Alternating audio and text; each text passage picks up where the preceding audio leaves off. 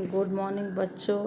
आज हम नागरिक शास्त्र का पहला अध्याय भारतीय संविधान पढ़ेंगे और आपको बताएंगे कैसे भारतीय संविधान का निर्माण हुआ और क्या ज़रूरत थी भारतीय संविधान के निर्माण की।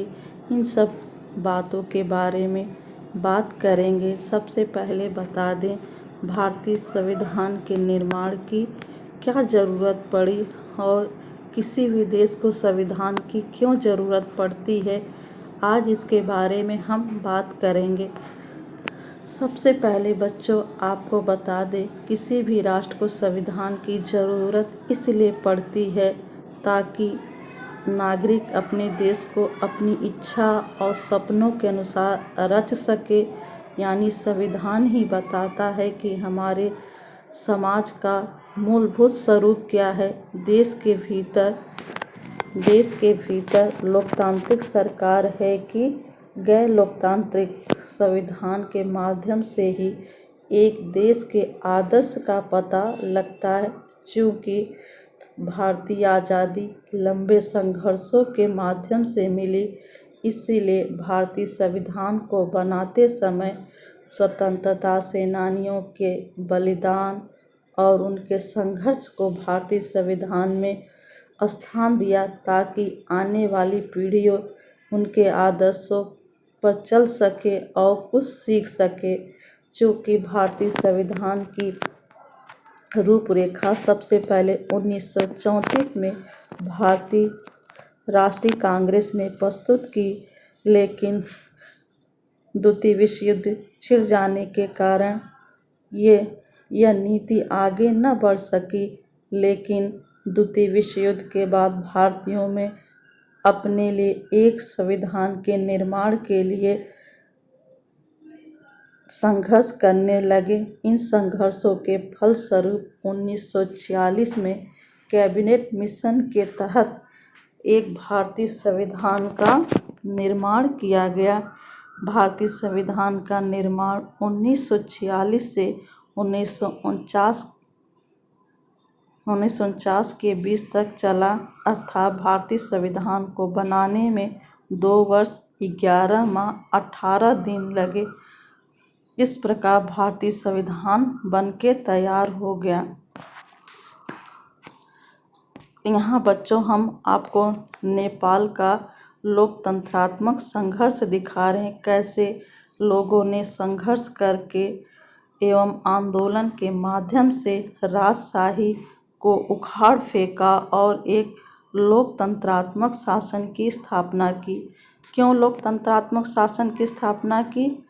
इसलिए कि कोई भी निर्णय राजा या रानी न लें, बल्कि वह निर्णय जनता के हितों पर आधारित हो ताकि जनता भी शासन कार्य में भाग ले सके और देश का शासन जनता के प्रति उत्तरदायी हो, न कि किसी राजा रानी के प्रति। इस प्रकार 1990 में नेपाल के लोगों ने राजतंत्र के खिलाफ खुला आंदोलन छेड़ दिया। इससे विवश होकर वहाँ के राजा ने लोकतंत्र को स्वीकार किया और एक लोकतंत्रात्मक शासन की स्थापना की और लोकतंत्रात्मक शासन ने एक संविधान का निर्माण किया। लेकिन यह संविधान न्यायोचित नहीं था। क्योंकि सर्वोच्च सत्ता का केंद्र राजा ही था, इसलिए जनता के अधिकार ज़्यादा सुरक्षित नहीं थे। लेकिन 12 वर्ष तक चले इस संविधान को 2002 में वहाँ के राजा ज्ञानेंद्र ने भंग करके पुनः अपनी राजसत्ता को स्थापित कर लिया। लेकिन जनता ने फिर 2006 में आंदोलन करके राजशाही को पूर्ण खत्म करके एक लोकतंत्रात्मक शासन की स्थापना की और शासन की स्थापना की और 2015 में नेपाल का एक नया संविधान बन के उभरा, जिसमें सर्वोच्च शक्ति का केंद्र जनता को माना गया और शक्ति को जनता के प्रति उत्तरदायी ठहराया गया। इस प्रकार किसी भी राष्ट्र को संविधान की ज़रूरत क्यों पड़ती है? दूसरा कारण यह है कि राजनीतिक व्यवस्था को तय करना। लोकतंत्र में हम अपने नेता खुद चुनते हैं ताकि हमारी ओर से वे सत्ता का जिम्मेदारी के साथ इस्तेमाल कर सके। फिर भी इस बात की संभावना हमेशा रहती कि ये नेता सत्ता का दुरुपयोग कर सकते। इस तरह की विकृतियों से बचाव का उपाय संविधान में मिलता है। राजनेताओं द्वारा सत्ता के इस दुरुपयोग से लोगों के साथ भारी अन्याय हो सकता है। लोकतांत्रिक समाजों में संविधान ही ऐसे नियम तय करता है कि जिनके द्वारा राजनेताओं के हाथों सत्ता के इस दुरुपयोग को रोका जा सके। भारतीय संविधान में ऐसे बहुत सारे मौलिक अधिकार दिए गए हैं ताकि जनता के अधिकारों का हनन राजनेता न कर सके। इस प्रकार संविधान बनाना क्यों आवश्यक है? ताकि राजनीतिक व्यवस्था को तय करना, क्योंकि एक संविधान के माध्यम से ही किसी राष्ट्र की राजनीतिक व्यवस्था को तय किया जा सकता है। बच्चों, यहाँ पे कई उदाहरण दिए हैं। आप इन उदाहरणों को अच्छे से पढ़िए और देखिए कैसे जो है एक दबंग बच्चा जो है एक निर्दोष बच्चे को पिटवाता है, उसकी तानाशाही को दिखाता है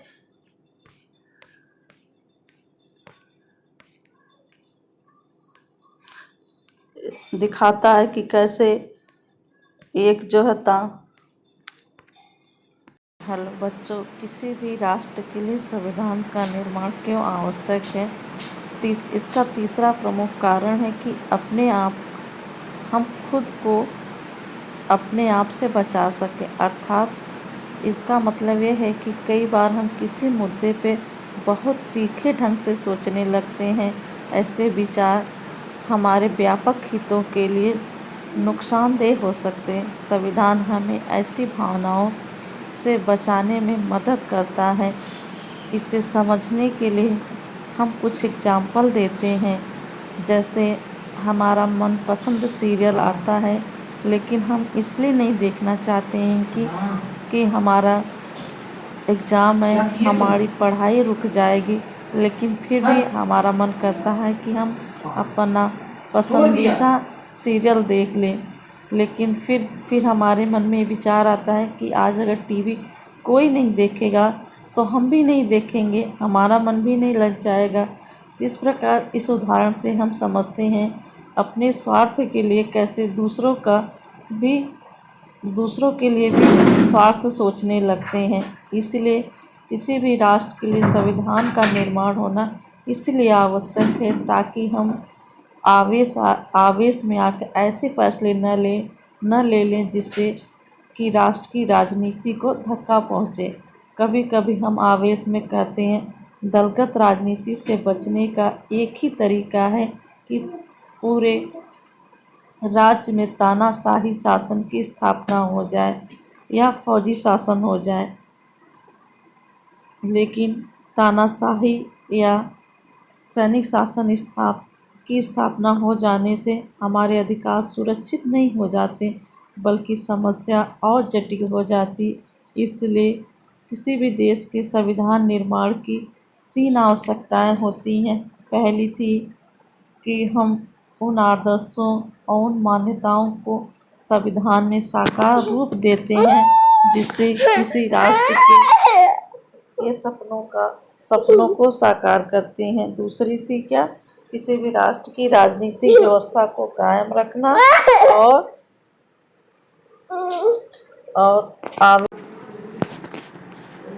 किसी भी राष्ट्र के लिए संविधान का होना क्यों जरूरी है, इसको जानने के बाद अब हम भारतीय संविधान के बारे में पढ़ेंगे और भारतीय संविधान के प्रमुख लक्षणों को जानेंगे। चूँकि भारतीय संविधान का निर्माण लंबे संघर्षों के फलस्वरूप हुआ है। इसलिए भारतीय संविधान में फिर से औपनिवेशिक राज्य का अत्याचार व्याप्त न हो जाए, इसलिए सत्ता का केंद्र बिंदु भारतीय जनता को बनाया गया है और विभिन्न भाषाओं, विभिन्न धर्मों, जाति के सभी वर्गों को स्थान देने की कोशिश की गई है। इसमें औरत मर्द के अंतर को दूर रखने की कोशिश की गई है। चूँकि भारतीय संविधान का निर्माण किसी एक व्यक्ति के द्वारा नहीं अपितु 300 लोगों के फलस्वरूप हुआ था, इसलिए इसमें सभी वर्गों, सभी धर्मों, सभी भाषाओं को स्थान दिया गया और कोशिश की गई है कि किसी के भी धर्म की अवहेलना न हो। भारतीय संविधान की सबसे बड़ी विशेषता इसका संघवाद है। संघवाद का अर्थ है देश में एक से ज़्यादा स्तर की सरकारों का होना, अर्थात केंद्र स्तर पर केंद्र की सरकार, राज्य स्तर पर राज्य की सरकार, ग्राम स्तर पर ग्राम पंचायत की सरकार। इस प्रकार भारत में कई स्तरों की सरकार स्थापित की गई ताकि एक ही सरकार तानाशाही न कर सके। भारतीय संविधान में सूचियों के आधार पर शक्तियों का बंटवारा किया गया है। राज्य की शक्तियाँ अलग हैं, केंद्र की शक्तियाँ अलग हैं। दोनों एक दूसरे के क्षेत्र में इंटरफेयर नहीं कर सकती हैं और साथ ही दोनों के कार्यक्षेत्रों को भी अलग किया गया है ताकि एक दूसरे के बीच मतभेद न हो। इस प्रकार भारतीय संविधान की सबसे बड़ी विशेषता इसका संघवादी रूप है। दूसरी विशेषता क्या है? इसका संसदीय शासन पद्धति, अर्थात सरकार के सभी स्तरों पर प्रतिनिधियों का चुनाव लोग खुद करते हैं।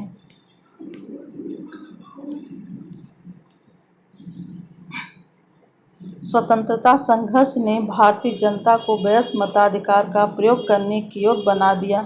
उन्हें विश्वास था इससे न केवल लोकतांत्रिक सोच और तौर तरीकों को प्रोत्साहन मिले, बल्कि जाति, वर्ग, औरत मर्द के फर्क पर आधारित ऊंच नीच की बेड़ियों को भी तोड़ा जा सकता था। इस प्रकार भारत में सार्वभौमिक मताधिकार को स्वीकार किया गया, अर्थात सभी व्यक्ति अपने प्रतिनिधियों को चुन सकते हैं, खुद भी राजनीति में भाग ले सकते हैं और उनको जवाबदेही बना सकते हैं।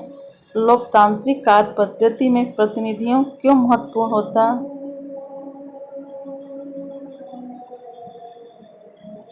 खुद भी भाग ले सकते हैं, चाहे उसकी सामाजिक पृष्ठभूमि कैसी भी हो। इस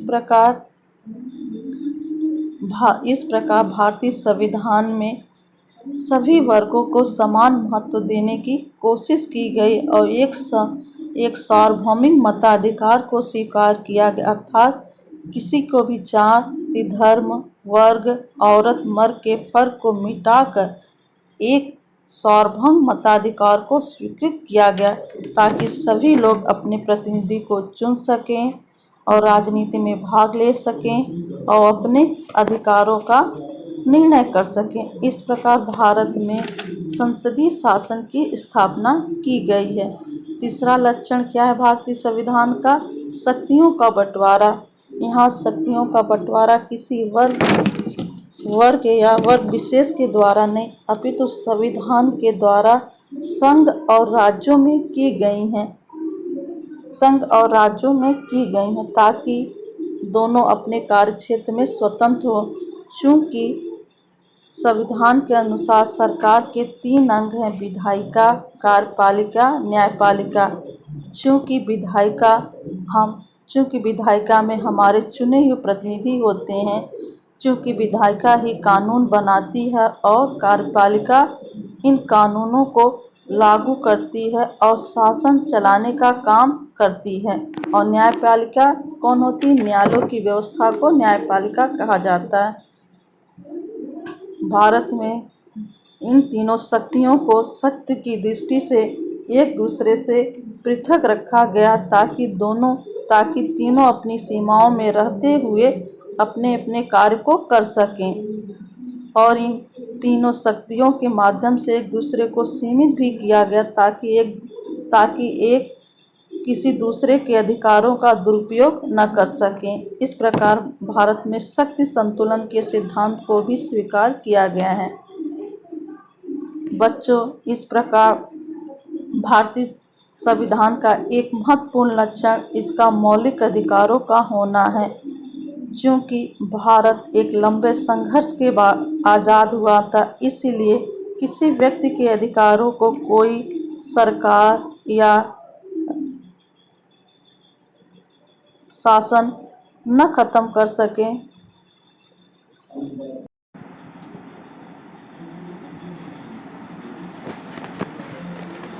भारतीय संविधान की अंतिम विशेषता भारतीय संविधान में मौलिक अधिकारों की व्यवस्था है। भारतीय संविधान में मौलिक अधिकारों की भारतीय संविधान की अंतरात्मा कहा गया है। चूँकि औपनिवेशिक शासन ने राष्ट्रवादी के दिमाग में राज्य के प्रति संदेह का भाव पैदा किया था, इसलिए राष्ट्रवादी चाहते थे कि स्वतंत्र भारत में राज्य की सत्ता के दुरुपयोग से बचने के लिए कुछ लिखित अधिकार होने चाहिए। इसीलिए देश के सभी नागरिकों को राज्य की सत्ता के मनमाने और निरंकुश इस्तेमाल से बचने के लिए भारत के सभी नागरिकों को कुछ मौलिक अधिकार दिए गए हैं, जैसे समानता का अधिकार,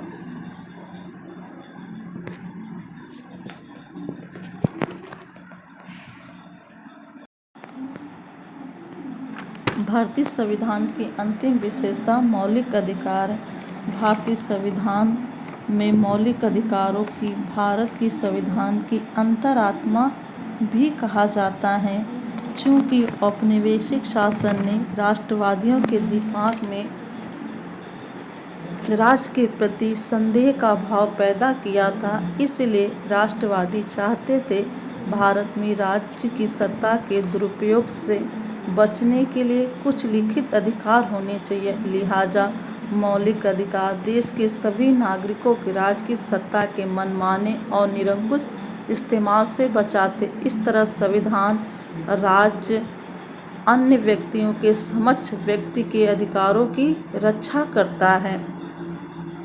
विभिन्न अल्पसंख्यक समुदाय भी चाहते हैं कि संविधान में ऐसे अधिकारों को शामिल किया जाए जो उनके समूह की रक्षा कर सके। फलस्वरूप बहुसंख्यकों से अल्पसंख्यकों के अधिकारों की रक्षा का आश्वासन भी संविधान में दिया गया है। भारतीय संविधान में 7 मौलिक अधिकारों की बात की गई थी, लेकिन अब संपत्ति के अधिकार को समाप्त कर दिया गया है, इसलिए अब मौलिक अधिकार 6 हो गए हैं। इन 6 मौलिक अधिकारों का वर्णन निम्नलिखित है। समानता का अधिकार। समानता का अधिकार क्या है? कानून की दृष्टि में सभी लोग समान हैं, चाहे वो किसी भी जाति, धर्म, लिंग के हों। कानून की दृष्टि से इन्हें किसी भी आधार पर भेदभाव नहीं किया जाएगा, बल्कि एक व्यक्ति होने के नाते उनके साथ समान व्यवहार किया जाएगा। दूसरा अधिकार स्वतंत्रता का अधिकार। इस अधिकार के अंतर्गत अभिव्यक्ति, भाषण की स्वतंत्रता, सभा संगठन बनाने की स्वतंत्रता, देश के किसी भी भाग में जाने आने, रहने तथा कोई भी व्यवसाय, पेशा या कारोबार करने का अधिकार शामिल है। तीसरा है शोषण के विरुद्ध अधिकार। संविधान में कहा गया है कि मानव व्यापार, जबरिया श्रम, 14 वर्ष से कम उम्र के बच्चों को मजदूरी पर रखना अपराध है। धार्मिक स्वतंत्रता का अधिकार। सभी नागरिकों को पूरी धार्मिक स्वतंत्रता दी गई। प्रत्येक व्यक्ति को अपनी इच्छा का धर्म अपनाने, उसका प्रचार प्रसार करने का अधिकार है।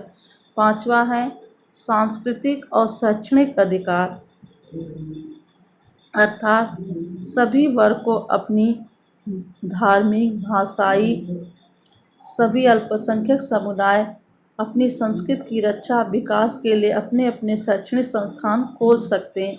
संवैधानिक उपचारों का अधिकार। यह किसी नागरिक को मौलिक अधिकार का अगर किसी भी नागरिक के मौलिक अधिकारों का उल्लंघन होता है तो इस अधिकार का सहारा लेकर वह अदालत में जा सकता है। इस प्रकार भारतीय नागरिकों को 6 मौलिक अधिकार प्रदान किए गए हैं ताकि वह अपने अधिकारों की रक्षा कर सके। धन्यवाद।